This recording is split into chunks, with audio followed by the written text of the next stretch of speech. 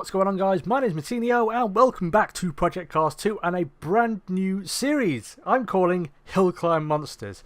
Now, this is something I've wanted to do since Assetto Corsa, but after Assetto Corsa was a big bust and I decided not to play it or buy it or anything like that. I had to put this all on the back burner, and I wanted to wait also for Project Cars 2. I could have done it in Project Cars 1, but I wanted to wait for Project Cars 2 because I was hoping that we would get some hill climb courses and maybe some hill climb cars in there.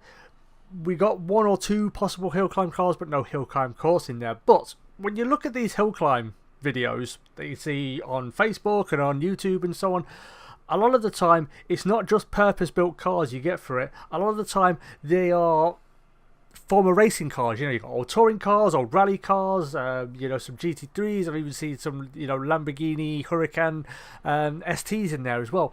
So, and even the odd single-seater may show up to a meet every now and again. So, we've got an abundance of those kind of cars in this game, and the one thing we were lacking really was just a course to go around. So I've opted, there was a couple of options, but I've opted to go for the Azure Coast circuit, the full-blown thing, because it closely resembles the kind of the kind of corners and terrain, and also the kind of scenery you see in these hill climb videos as well. So that's what I've opted to do. But what we're going to do before we jump into our very first hill climb monster and see what kind of time we can get, I've put together a little track guide for the Azure Coast, and we're going to be doing it in a Honda Civic Type R. So let's take a look.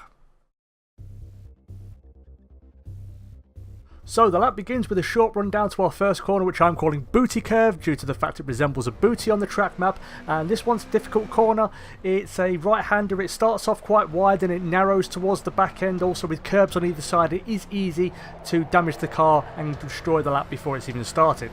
That then leads us onto the Senna S's, a very, very fast section of the course, but still carries a lot of danger with it. The right-hand kink does have bollards on the inside, which can cause a lot of damage to the car and again destroy the lap before it's even started. That then brings us into a double left-hander, the first one being Cruise Liner Curve, named because of the scenery you have as you go into the corner, and a short run down to the next one, which is Trash Can Corner, named due to the fact that there is a trash can sitting right on the apex. Coming out of Trash Can Corner, that leads us on to Python Run, a flat out section with a right, left, right kink in it, completely flat out, and that will bring you down into the Magic Roundabout. Very difficult section with bollards on either side on entry and exit, and also through the middle. Very easy to damage the car, but also drop it over the bumps as you come through the section itself. That then takes us into the Stickman Squats complex. Very, very difficult, a lot of undulation through this section. The first corner is very, very tough. You can drop the rear of the car and then you come under the bridge, and onto this you want to cut it as tight as possible to get a very good run onto what is the fastest section of the course, the Happy Highway.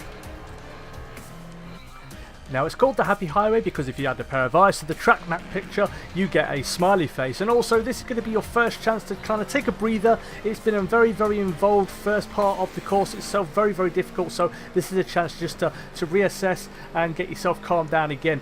Also, it's going to be a chance for you to find out if you have the gearing right. You should be hitting the top of your last gear by the end of this long straight, as it is the fastest section of the course. That then takes us onto Traffic Cone Corner, named due to the fact that there are traffic cones lining the entry and the exit. It's a very, very narrow corner, the most narrow on the circuit itself. Very, very difficult entry, but once you've got the car settled and you hit the bridge, you should be going flat. You want to filter the car to the left-hand side on exit, get the car settled before you hit the crest.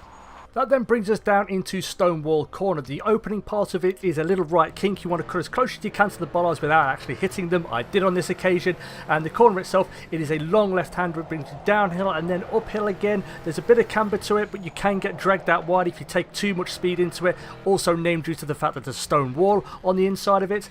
That then brings us into the understeer curves. This is where if there is any understeer in your setup or within your car primarily, this is where it's going to be amplified and can cause difficulties. That then brings us into our next section, Ice Cream Cove, and I've named it this because it looks like a generally nice place to stop and have an ice cream. It is a very bumpy section. Some of the corners do have some camber to them, but like I said, it's very bumpy, and there is one very tricky corner. This left-hander here, it is a lot slower than it looks on entry, very easy to get dragged out into the wall, and also that sign there, which can cause a lot of damage to the car and effectively end your lap. That then brings us on to the next section, Cobra Pass, named due to the fact that you seem to follow the slithering of a snake. So you're going left, you're going right, you're going left again. You can take a lot of curb through this right-hander, but you want to keep a narrow exit because you want to open up this next left-hander as much as possible for the run down to Donald Trump corner, named because it is the slowest corner on the course, and he is also pretty slow. First gear corner, of course, again, take a bit of curb on the exit through that right-handed kink, and that brings us down to Fortitude curve. If you have the fortitude to do it, you can go through there flat, but you've got to be careful as well because you can get dragged out and tap that barrier, which will invalidate your lap. That then brings us to Silver Spoon Village. The run down to it is a downhill and then an uphill straight. The entrance to the left-hander is very bumpy, very easy to unsettle the car, and also you'll spend quite a bit of time just trying to get it settled before you can give it the full power again. As we pass between these very large and lavish houses, there is a little bit of a crest on the apex of this left-hand kink, and that brings us down into Outrun. So this section was named due to the fact that the backdrop looks very much like something out of the old Outrun games. It's a very quick section, but also very bumpy. It's very easy to get dragged out into the barriers. But once you get the power on, again, you've still got to be wary. You want to brake just a little bit, take a bit of grass on the inside through the right so you can open up that left kink, and that brings us into Fraggle Rock corner. This one deceptively quick, looks a lot slower on entry, but you can take quite a lot of speed through here.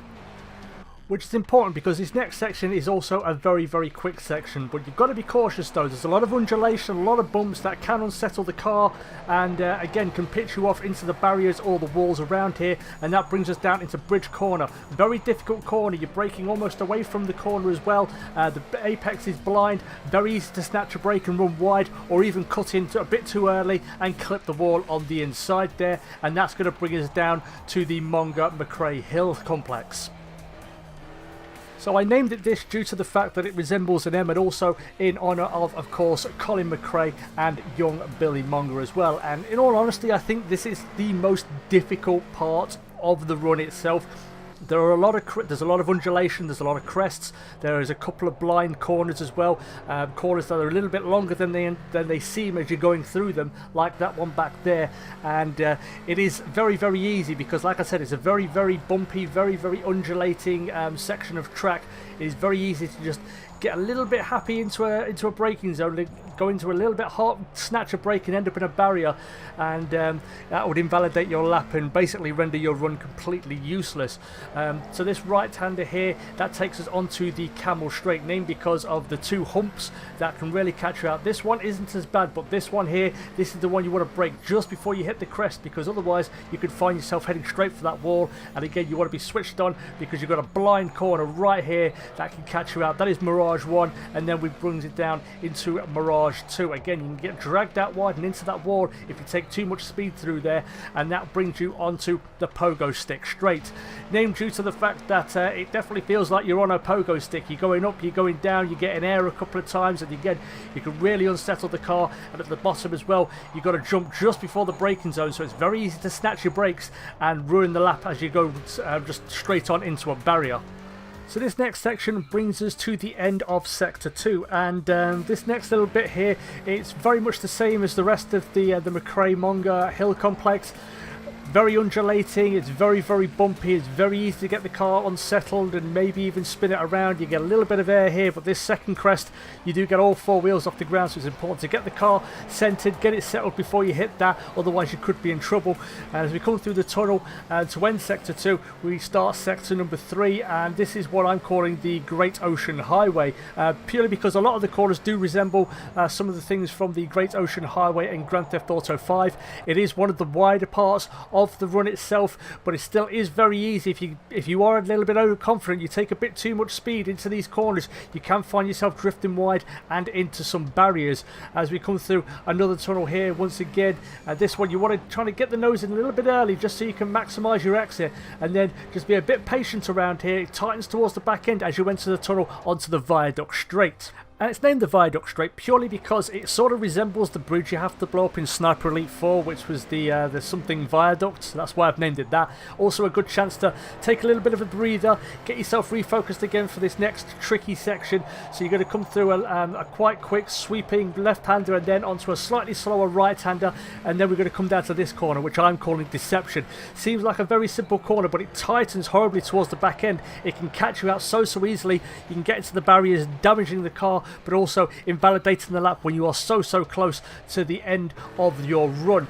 And that brings us now into this next section, which I am calling Sweeps, purely because there is quite a lot of slightly cambered sweeping left and right corners. You can take quite a lot of speed through some of them, but again, you've got to be careful because there are occasions where, like this here, it tightens ever so slightly. You can find yourself hitting the wall and maybe being pitched off into a barrier, which can ruin your lap very close to the end. So you don't want to take any of these with too much overconfidence. But then it brings us into the final section here, which I'm calling Rocky Road, purely because the road itself cuts a path through and around the rocky coastline, and again, you can take a lot of speed through here. It is a lovely sweeping section, but you don't want to be too overconfident. Like I said, very easy to just slide across the road and into the barriers on the opposite side if you take too much speed. As you're going to see here, we've got a lovely drone-style chase cam here. We're going to cut through one slightly rocky section, another big rock there as well, and that brings us through this long right-hander to the final corner. You can take quite a bit of speed through here. Probably could have taken a bit more on this run as well, but again, you get the power down nice and early, come to the end of the lap and across the line.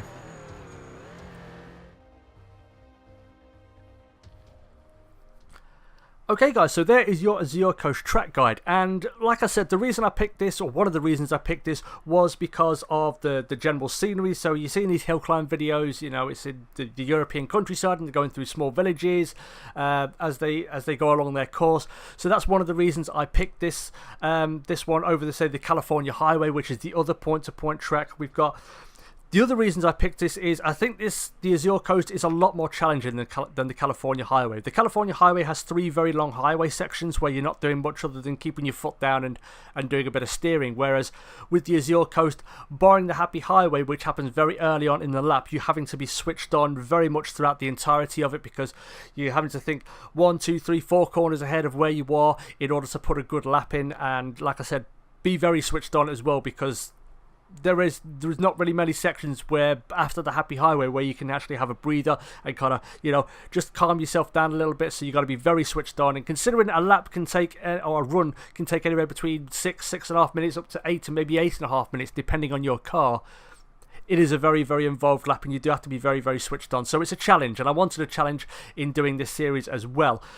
In terms of the rules, very loose compared to, say, the other like sort of time attack hill climb series that I do, which is the Forza 7 time attack series. Much looser because I don't have to build the car and modify the car, so the cars are all here in race trim basically. So I'll set a timer on my watch, and I will have 2 hours with which to set up the car and get it how I want it, and then I'll have a little break, come back, and then I'll set my timer again for 1 hour, and within that hour I can get as many runs in as I want. Only valid times count, of course, and the fastest time from those valid times that I set will be the one that counts. In the next few episodes, or the episodes following this, I will be showing you some of the other runs I've done, but because I know this episode is going to run quite long, I'm not going to do it for this one because it's going to, like I said, this episode's probably going to run 25 minutes perhaps. So in the next few episodes, you will see some of the slower runs before we go to the full-blooded best run that I put together. But for this one, we're not going to do that. And now we're going to take a look at the car we've got for this week. As you've seen from the thumbnail, it's the Audi V8 Quattro DTM from 1991. This thing actually won the DTM Championship in 1990 and 1991. It's got a big whopping 450 brake horsepower V8 engine, which I think is 3.5 litres, I think it is. It's got a 6-speed transmission, and it also has 4-wheel drive, which probably is one of the reasons why it did so well in the DTM Championship. Capable of 200 miles an hour, but we won't get to anything close to that, and 0 to 60 in 4.09 seconds. Absolutely brilliant car, and I'm really happy this car is in the game, purely because the Group A section is such a fantastic section. It really is. for racing, and I was disappointed they didn't add to it in the first one, but now we've got the second one, and they have added not only this but also the R32 Skyline as well. It's a very, very fun category with which to drive in, and this is one of the cars that I'm really looking forward to seeing because it is an absolute monster. So what we're going to do now is we're going to take a look and we're going to see how the Audi V8 Quattro DTM did on its run. So let's do it. So here we go then, guys, going from a rolling start, of course, as we get our run underway down towards Booty Curve, the first corner.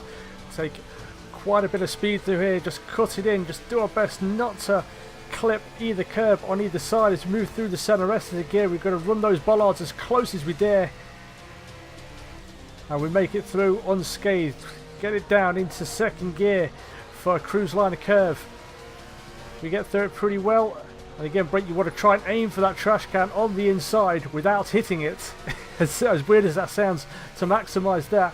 We get through it onto Python Run now, down towards the magic roundabout. Again, picking your braking zone is crucial here. You've got to really thread the needle, get a little bit of curve on the inside and the outside on the entry.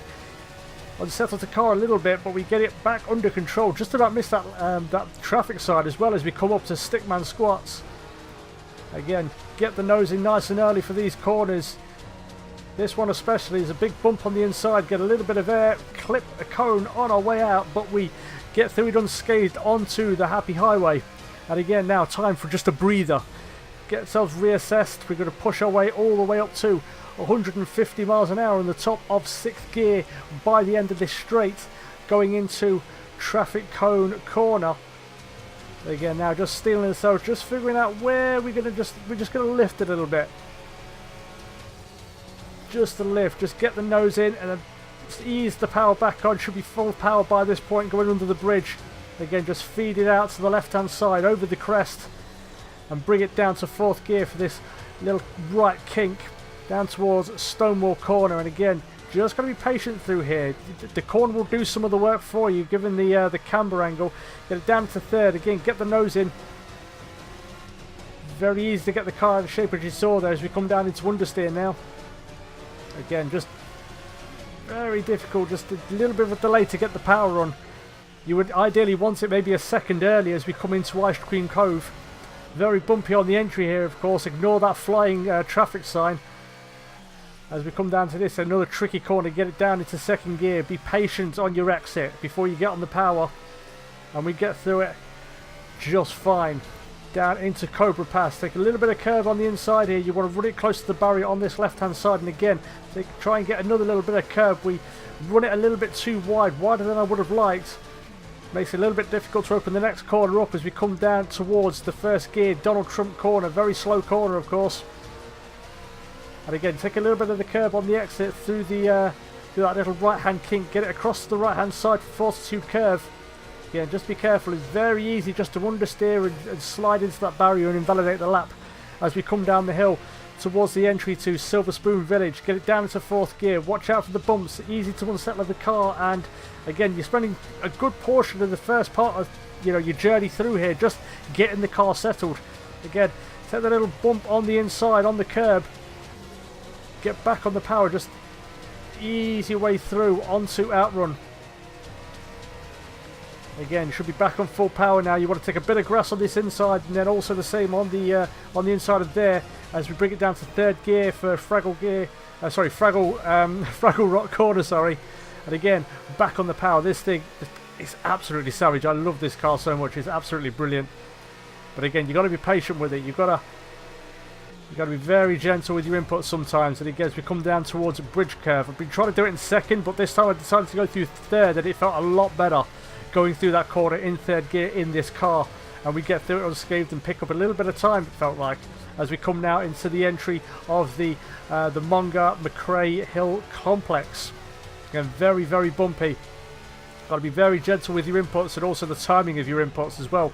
Okay, get on the brakes, get the nose in. There's a little bump in there, a little bit of camber. It will help drag the car around if you can get the nose in early enough, and you can get back on the power nice and early as we come down. Again, this is a bit of a short straight. It looks a lot longer than it is, but then this corner just comes out of nowhere pretty much, so you've got to be switched on, be ready for it. And we're going to come through this tricky right-hander again. You can see the car just wants to kind of just drag its way out, so you got to really be careful and really be precise on when you're turning. So we get a bit of air here through the first hump of the camel straight, and then the second one it almost pitches the car forwards. Again, be gentle, and once again, even though we know it's there, we almost get caught out by Mirage corner 1. We're going to go through Mirage 2 now. Be a bit patient on the exit. You don't want to clip that wall and invalidate the lap as we move on to the pogo stick straight, and you're going to see just how bumpy it is in this car. There's a bit of air there. There it is again on the limiter. And again, just as we come to the braking zone, get it slowed down into second gear, get the nose in early. Maybe take a little bit of grass to help you get around. And we're away again, down towards the final part of the second sector. Again, got to be careful over these corners though. Very easy to just jump your way into a barrier and have absolutely no way out of it. You get a bit of air through there, get it set as we come through the corner. So that is the end of the second sector as we come now onto the Great Ocean Highway. I have to think about it there for a second. Very frantic lap. Again, very, very wide part of the course. But again, it's very easy, like you see here, just to maybe take a little bit too much speed through the corner. And it can compromise you. You run out wide. But we keep it out of the wall. And again, just like I said, despite how wide it is, you sometimes just have to be a little bit cautious, a little bit more gentle with it. We're going to get the nose in nice and early for this one. Again, we're just going to filter it through. Just be very gentle on the throttle. Be careful not to get on the curbing on the inside, because it can spit you out to the outside of that tunnel as we come across the viaduct straight. Again, just be gentle through here. Very easy once again for the front of the car to break traction and leave you locking your front wheels up. And again, we come through this little right-hander down towards Deception, one of the toughest corners on the course. We maybe still, even though we take it very gently, we maybe just nick the paint. Bit of a scratch down the the right-hand side, sorry, as we come now into sweeps. Again, just got to be patient through a couple of these. But again, I just get all out of shape through here. We're going to actually tag the barrier. Managed to get off it fairly quickly, but at the time that felt like an absolute eternity had gone by. And it puts you completely out of sync for this next set of corners. So you're completely on the wrong side. You're taking the wrong approach to each of the corners, but we get through it pretty much unscathed as we move now onto Rocky Road through this first little right-hander. Again, very easy to get dragged out there. Again, you have to be very careful. And the same here into this wall, very, very close to tagging it. So you've got to really play. It's really a balancing act between bravery and discretion. You know, you sometimes just have to maybe ease off a little bit just to salvage the lap as we come through this second rock tunnel down towards the last corner. Again, we don't get our line absolutely perfect. You probably could have taken a bit more speed through there if we'd have taken a different line, but we're going to come across the line and complete the run with a time of 7 minutes 35 seconds .567. So absolutely epic, that one. That was so enjoyable, it really was.